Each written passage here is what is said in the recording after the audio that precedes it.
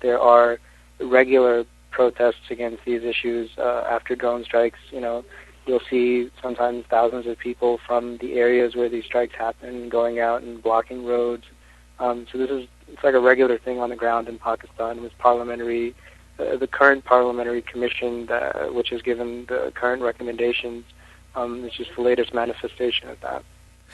So since this is the latest manifestation of that, as you say, and lawmakers have taken this up in the past, does this current form of it, does it have real teeth to it as a formal resolution, or do you see it more as a political move?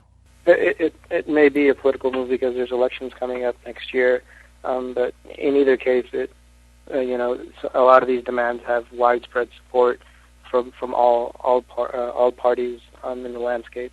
What makes this maybe a little bit different is that there was months and months of long investigations, committee investigations involving top-level army leaders and generals and intelligence agencies. And what's happened over the years is that different segments of the leadership, whether the prime minister, the president, or General Pervez Musharraf, who ruled until a few years ago, have made verbal agreements with the United States for drone strikes, for on-the-ground operations, for foreign security contractors to be stationed in Pakistan.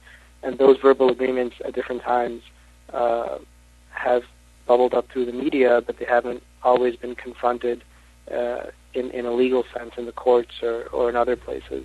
And we should also mention that even as lawmakers are debating this measure to end drone strikes or call for an end to drone strikes in Pakistan, the drone strikes are ongoing. The U.S. did suspend them momentarily after the deadly NATO strike in November, but they have since resumed and they are ongoing at this point. Yeah, they have. They resumed them earlier this year. There's been several last week and the week before. There's been several, even some that have reportedly killed civilians. Not that I usually agree with labeling anyone a civilian or a militant in such a closed operation anyway, but the strikes are ongoing.